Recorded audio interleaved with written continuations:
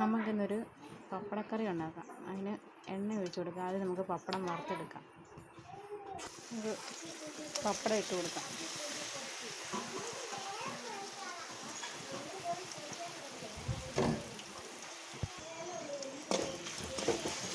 ഇളക്കി കൊടുക്കാം. പപ്പടം കോരി വേറൊരു പാത്രത്തിലോട്ട് മാറ്റാം.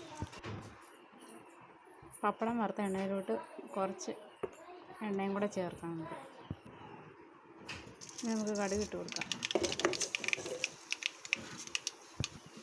കടുക് പൊട്ടി വന്നിട്ടുണ്ട്. നമുക്ക് സവോള ഇട്ട് കൊടുക്കാം. പച്ചമുളകും കൂടെ ഇട്ട് കൊടുക്കാം. നന്നായിട്ട് ഇളക്കി കൊടുക്കാം. സവോള നന്നായിട്ട് വാടി വന്നിട്ടുണ്ട്. നമുക്ക് മല്ലിപ്പൊടി ചേർത്ത് കൊടുക്കാം. കുറച്ച് മുളക് പൊടി ചേർത്ത് കൊടുക്കാം. കുറച്ച് മഞ്ഞൾപ്പൊടി,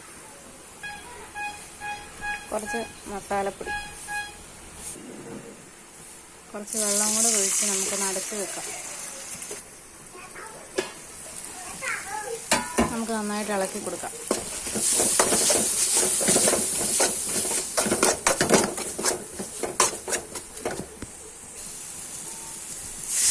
കുറച്ച് വെള്ളം കൂടെ ഒഴിച്ച് കൊടുക്കാം. അതൊന്ന് തിളച്ച് വരുമ്പോൾ നമുക്ക് പപ്പടം ഇട്ട് കൊടുക്കാം. നന്നായിട്ട് തിളച്ചിട്ടുണ്ടെങ്കിൽ നമുക്ക് പപ്പടം ഇട്ട് കൊടുക്കാം. നമുക്ക് നന്നായിട്ട് ഇളക്കി കൊടുക്കാം. ഉപ്പ് ഇച്ചിരി കുറവാണ്. നമുക്ക് ഇച്ചിരി ഉപ്പൂടെ ചേർത്ത് കൊടുക്കണം. ഇത് നന്നായിട്ട് ഇളക്കി കൊടുക്കാം. നമ്മുടെ പപ്പടക്കറി ഇവിടെ റെഡി ആയിട്ടുണ്ട്. എല്ലാവർക്കും ഇഷ്ടപ്പെടുവാണെങ്കിൽ ഷെയർ ചെയ്യാനും ലൈക്ക് ചെയ്യാനും കമൻറ്റ് ചെയ്യാനും മറക്കരുത്.